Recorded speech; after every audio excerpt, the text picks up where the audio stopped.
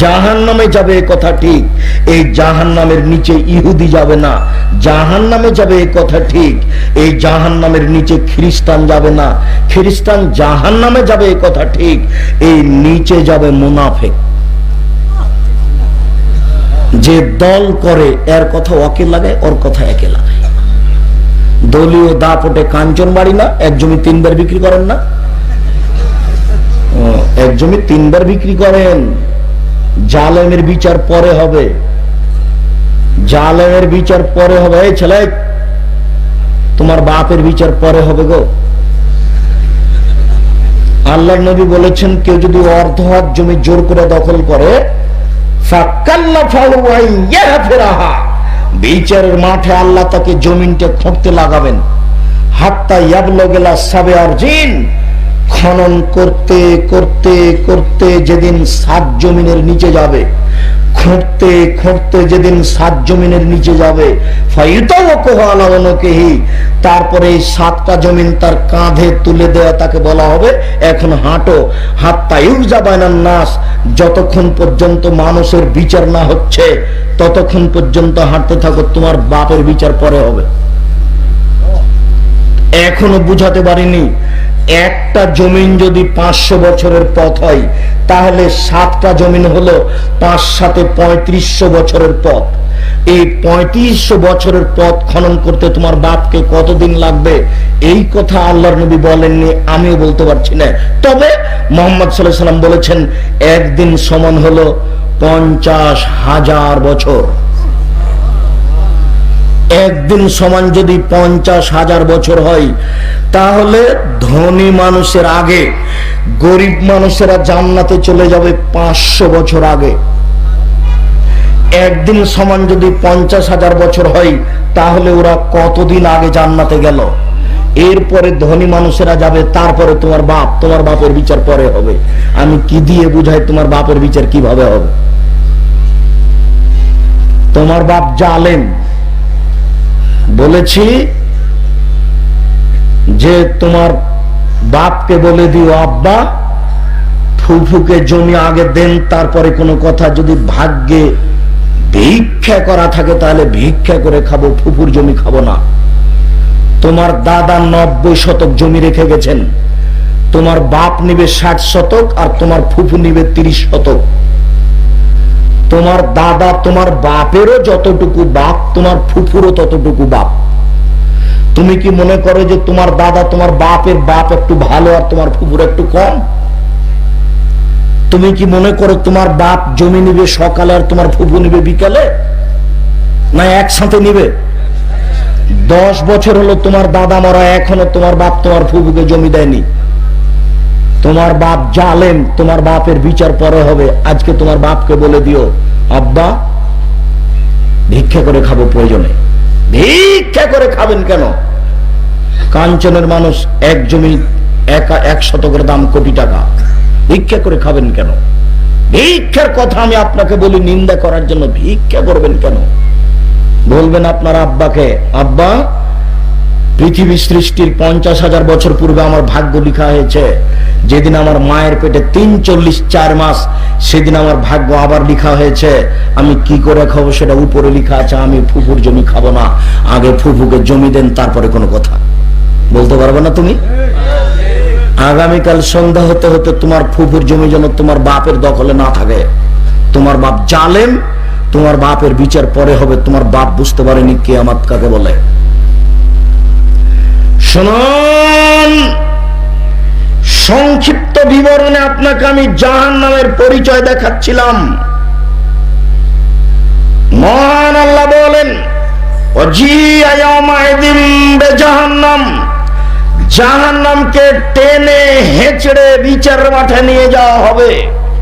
জাহান্নাম এখনো উপস্থিত আছে, মাটির নিচে আছে, যেখানে থাক আছে। জাহান্নামকে টেনে হেঁচড়ে বিচারের মাঠে নিয়ে যাওয়া হবে।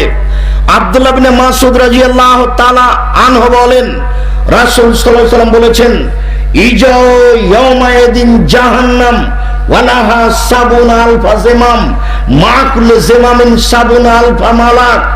জাহান্নামকে যখন টেনে হেঁচড়ে নিয়ে যাওয়া হবে, তখন জাহান্নামের গায়ে লাগানো থাকবে 70,000 লোহার রশি। জাহান্নামের গায়ে থাকবে 70,000 লোহার রশি। প্রত্যেক রশির সাথে থাকবেন 70,000 ফেরেশতা। এক একজন ফেরেশতার এত ক্ষমতা, এই বিশাল পৃথিবীকে এইভাবে হাত ঢুকিয়ে গোটা পৃথিবীকে উল্টে দিতে পারেন। একজন ফেরেশতার এত ক্ষমতা। এরকম ফেরেশতা এক একটা রশিতে থাকবেন 70,000। আপনাকে আমি কি দিয়ে বুঝাই, টেনে নেওয়া বিষয়টি কেমন হবে?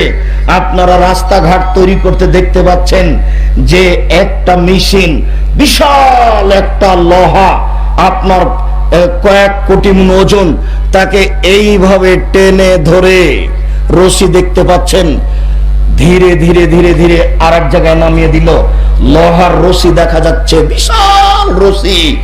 এরকমই লোহার রশি জাহান্নামের গায়ে লাগানো থাকবে সব। আর এই প্রত্যেকটা রশির সাথে থাকবেন 70,000 ফেরেশতা।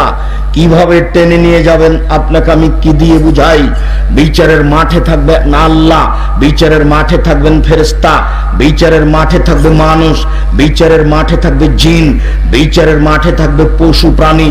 মানুষের তো বিচার হবে হবে, পশু প্রাণীরও বিচার হবে। তবে পশু প্রাণী জাহান্নামে জান্নাতে যাবে না। মানুষের তো বিচার হবে হবে, পশু প্রাণীরও বিচার হবে। একটা শিংওয়ালা ছাগল যদি একটা অশিংওয়ালা ছাগলকে গুতা মেরে থাকে, বিচারের মাঠে আল্লাহ অশিংওয়ালা ছাগলকে শিং দিয়ে বলবেন তুমি গুতা মেরে নাও। কাজে আপনি মাজলুম, এক জমি 7 বার বিক্রি করেছে, আপনি নিরুপায় হয়ে চোখের পানি ঝরাতে ঝরাতে চলে গেলেন, জমি দখল করতে পারলেন না। আপনি ধৈর্য ধারণ করুন, বিচার হবেই হবে। সেদিন কেউ ঠেকাতে পারবে না, বিচার হবেই হবে। আপনাকে আমি সেদিন বলেছিলাম দেবয়ে যে সালাসাত দাওয়াতিন মুস্তাজাবাতুন লা শাক্কা ফিহিন্না, 3 শ্রেণীর মানুষের দোয়া কবুল হবেই হবে। 3 শ্রেণীর মানুষের দোয়া কবুল হবেই হবে। 3 শ্রেণীর মানুষের দোয়া কবুল হবেই হবে। 1, মাজলুম, অত্যাচারিত ব্যক্তির দোয়া কবুল হবেই। 2, দাওয়াতুল ওয়ালিদ আলাল ওয়ালাদে, দাওয়াতুল ওয়ালিদাইনে আলাল ওলাদে, বাপ মায়ের দোয়া ছেলে মেয়ের উপরে, বাপ মায়ের দোয়া ছেলে মেয়ের উপরে। খুব সাবধান, আপনাকে আমি সেদিন অনুরোধ করেছি, ভুলেও ছেলে মেয়ের জন্য বদদোয়া করবেন না, ভুলেও ছেলে মেয়ের জন্য বদদোয়া করবেন না।